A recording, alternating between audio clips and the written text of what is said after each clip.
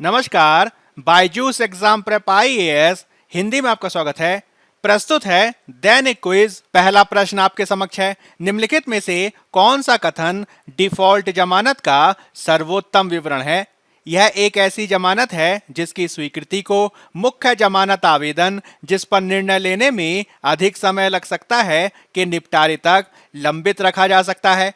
यह एक व्यक्ति को जमानत पर रिहा करने का एक निर्देश है जो यहां तक कि व्यक्ति के गिरफ्तार होने से पहले ही जारी कर दिया जाता है। यह जमानत का अधिकार है जो तब मिलता है जब पुलिस न्यायिक हिरासत में किसी व्यक्ति के संबंध में एक निर्दिष्ट अवधि के भीतर जांच पूरी करने में विफल रहती है कि इनमें से कोई भी नहीं। डिफॉल्ट जमानत के संदर्भ में आप ये ध्यान रखेंगे कि इसे वैधानिक जमानत के रूप में भी जाना जाता है। यह जमानत का अधिकार है जो तब प्राप्त होता है जब पुलिस न्यायिक हिरासत में किसी व्यक्ति के संदर्भ में एक निर्दिष्ट अवधि के भीतर जांच पूरी करने में विफल रहती है। इसका प्रावधान दंड प्रक्रिया संहिता यानी सीआरपीसी की धारा 167(2) में किया गया है। सुप्रीम कोर्ट के द्वारा विक्रमजीत सिंह वाद 2020 में यह कहा गया था कि आरोपी को डिफॉल्ट जमानत का एक अपरिहार्य अधिकार मिलता है यदि वह किसी अपराध की जांच के लिए अधिकतम अवधि समाप्त होने के बाद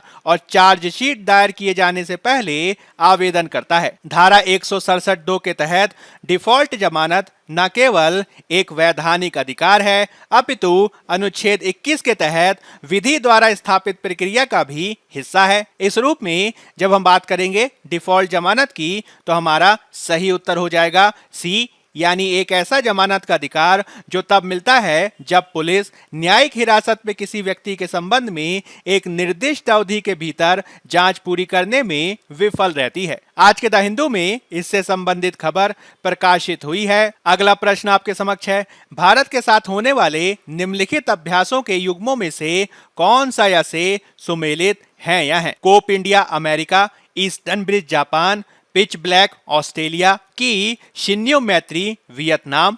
आपके विकल्प हैं केवल 1, 2 और 3, केवल 1 और 3, केवल 2, 3 और 4 की केवल 2 और 4। अभ्यासों के संदर्भ में आप ये ध्यान देंगे कि जब हम बात करते हैं कोप इंडिया अभ्यास की तो यह भारतीय वायुसेना और संयुक्त राज्य अमेरिका की वायुसेना के बीच भारतीय धरती पर आयोजित अंतरराष्ट्रीय वायुसेना अभ्यास की एक श्रृंखला है। ऐसा पहला अभ्यास 2004 में आयोजित किया गया था। वहीं जब हम बात करते हैं ईस्टर्न ब्रिज द्विपक्षीय अभ्यास की तो यह भारतीय वायुसेना और ओमान की रॉयल एयर फोर्स के बीच आयोजित वायुसेना अभ्यास है। इसके अलावा अभ्यास पिच ब्लैक रॉयल ऑस्ट्रेलियाई वायुसेना द्वारा आयोजित एक द्विवार्षिक बहुपक्षीय हवाई युद्ध प्रशिक्षण अभ्यास है जो ये सुनिश्चित करता है कि इस अभ्यास के दौरान होने वाले बलों का प्रशिक्षण और एकीकरण सीधे वायुसेना की संचालन करने की क्षमता का समर्थन करे। वहीं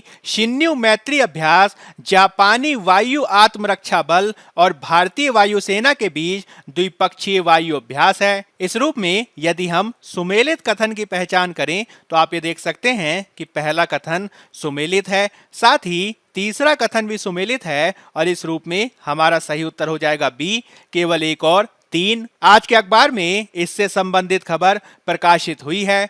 हाल ही में वायुसेना के द्वारा डार्विन ऑस्ट्रेलिया में आयोजित पिच ब्लैक अभ्यास में भाग लिया गया जिससे युद्ध अभ्यास आदि परीक्षा के दृष्टिकोण से महत्वपूर्ण हो जाते हैं। इस तालिका में आपको विभिन्न युद्ध अभ्यासों को दिया गया है जिसमें अल नगा अभ्यास भारत ओमान के साथ आयोजित करता है, बोल्ड कुरुक्षेत्र अभ्यास सिंगापुर, इकुवेरिन मालदीव, गरुण शक्ति इंडोनेशिया, हैंड इन हैंड चीन, इंद्र अभ्यास रूस तथा खंजर अभ्यास को किर्गिस्तान के साथ आयोजित किया जाता है। अगला प्रश्न आपके समक्ष है, सोवरिन गोल्ड बॉन्ड योजना के संदर्भ में निम्नलिखित कथनों में से कौन सा या से सही है या है?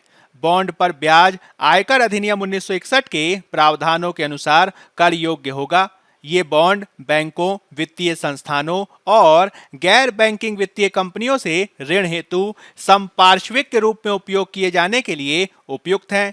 आपके विकल्प हैं केवल 1, केवल दो, दोनों कि इनमें से कोई भी नहीं। सोवरिन गोल्ड बॉन्ड योजना के संदर्भ में आप ये ध्यान रखेंगे कि इस योजना को 2015 में भौतिक सोने की मांग को कम करने और घरेलू बचत का एक हिस्सा जो सोने की खरीद के लिए इस्तेमाल किया जाता है, इसे वित्तीय बचत में स्थानांतरित करने के उद्देश्य से शुरू किया गया था। सोवरिन गोल्ड बॉन्ड भारत सरकार की ओर से आरबीआई के द्वारा जारी किए जाते हैं। बॉन्ड वाणिज्यिक बैंकों, नामित डाकघरों और बॉम्बे स्टॉक एक्सचेंज आदि के माध्यम से सीधे या एजेंटों के माध्यम से बेचे जाते हैं। योजना पर 2.5% प्रति वर्ष की एक निश्चित दर लागू है जो अर्धवार्षिक देय है। हालांकि यह ब्याज आयकर अधिनियम 1961 के प्रावधान के अनुसार कर योग्य होगा।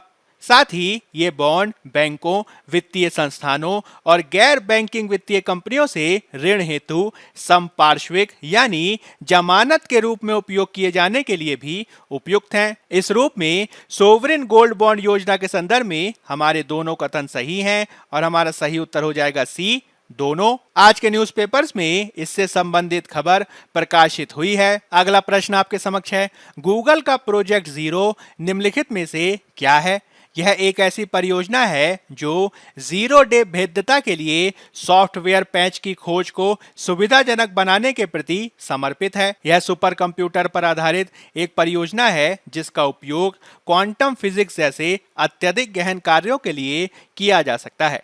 इसमें दूरस्थ और ग्रामीण क्षेत्रों में डेटा कनेक्टिविटी प्रदान करने के लिए हीलियम से भरे गुब्बारों का उपयोग किया जाता है कि इसका उद्देश्य ऑनलाइन नकली सॉफ्टवेयर की पहचान करने, ब्लॉक करने और हटाने के लिए अतिरिक्त सक्रिय तंत्र और शक्तिशाली उपकरण का प्रयोग करना है। गूगल के प्रोजेक्ट जीरो के संदर्भ में आप ये ध्यान रखेंगे कि यह गूगल द्वारा नियोजित सुरक्षा विश्लेषकों की एक टीम है जिसे जीरो डे सुभेद्यता या फिर जीरो डे वल्नरेबिलिटीज को खोजने का काम सौंपा गया है।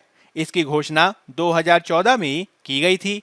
जब हम बात करते हैं जीरो डे भेद्यता या फिर जीरो डे वल्नरेबिलिटी की, तो यह किसी भी सॉफ्टवेयर के कोड में बग या फिर खामियों को दर्शाता है जो एक कंप्यूटर सिस्टम आदि को डेटा चोरी या फिर जासूसी आदि के लिए असुरक्षित बना सकता है।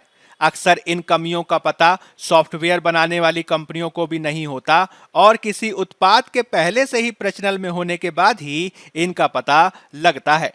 व्हाट्सएप और एप्पल के आई मैसेज में जीरो डे वल्नरेबिलिटीज का इस्तेमाल पहले स्पाईवेयर टूल्स आदि को स्थापित करने के लिए किया गया है। इसी प्रकार से इजरायली कंपनी NSO के द्वारा विकसित किया गया स्पाईवेयर पेगासस ने भी जीरो डे वल्नरेबिलिटी का ही इस्तेमाल किया है। इस रूप में प्रोजेक्ट जीरो के संदर्भ में हमारा सही उत्तर हो जाएगा ए। आज के इंडियन एक्सप्रेस अखबार में इससे संबंधित खबर प्रकाशित हुई है। अब हम यूपीएससी के द्वारा 2022 में पूछे गए प्रश्न को देख लेते हैं। WHO के वायु गुणवत्ता दिशा निर्देशों के संदर्भ में निम्नलिखित कथनों पर विचार कीजिए।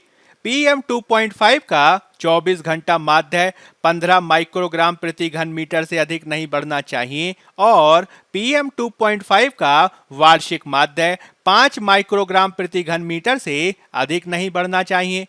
किसी वर्ष में ओजोन प्रदूषण के उच्चतम स्तर प्रतिकूल मौसम के दौरान होते हैं। PM 10 फेफड़ों के अवरोध का वेधन कर रक्त प्रवाह में प्रवेश कर सकता है। वायु में अत्यधिक ओजोन दमा को उत्पन्न कर सकती है।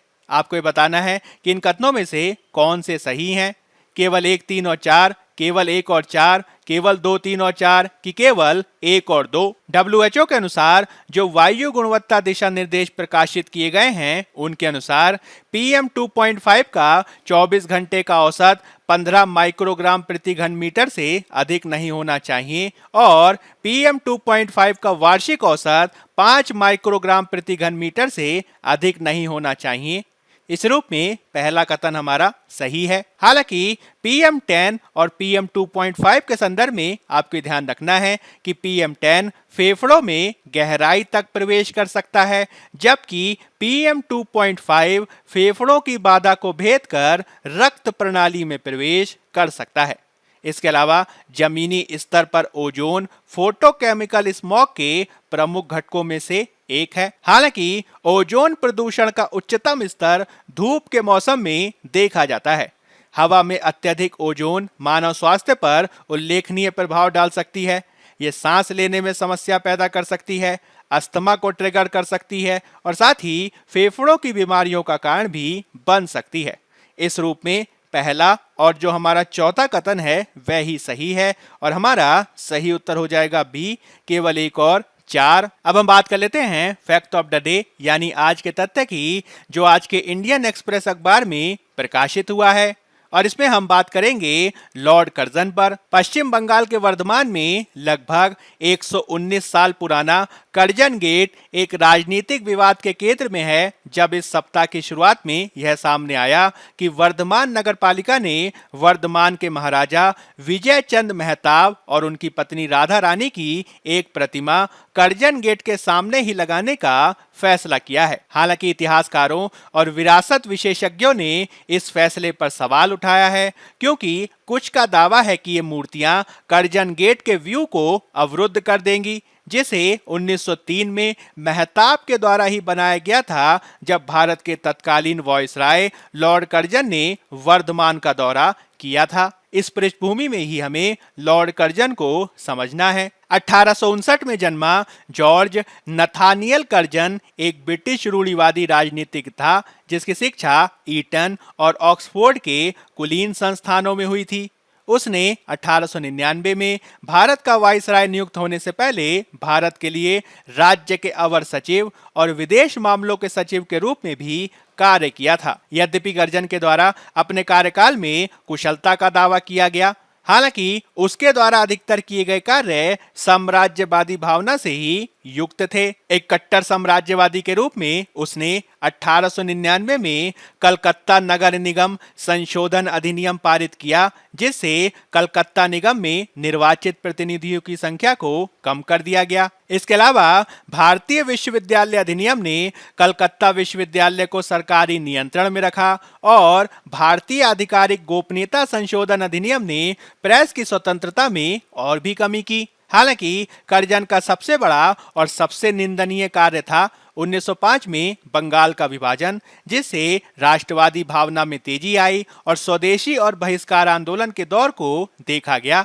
स्वदेशी और बहिष्कार आंदोलन बंगाल तक ही सीमित नहीं रहा, अपितु आगे चलकर यह पंजाब, महाराष्ट्र और मद्रास प्रेसिडेंसी के कुछ हिस्सों सहित देश के अन्य हिस्सों में भी फैल गया। इसमें बंगाल की अनुशीलन समिति के साथ कई गुप्त समाजों ने हिंसक तरीकों से ब्रिटिश शासन को उखाड़ फेंकने की कोशिश की, जिसके तहत क्रांतिकारी समूहों ने बमों का इस्तेमाल किया, औपनिवेशिक अधिकारियों की हत्या का प्रयास किया और अपनी गतिविधियों को वित्त पोषित करने के लिए डकैतियों में भी संलग्न रहे। हालांकि 1905 में लॉर्ड कर्जन ने तब इस्तीफा दे दिया, जब ब्रिटिश सेना के commander in chief Lord Kitchener के साथ उसका विवाद हुआ।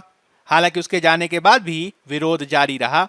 अंततः 1911 में औपनिवेशिक सरकार ने बंगाल विभाजन को रद्द करने की घोषणा की और ब्रिटिश राज की राजधानी को कलकत्ता से दिल्ली हस्तांतरित कर दिया। बायजूस एग्जाम प्रेप IAS के आज के अंक में फिलहाल इतना ही। धन्यवाद।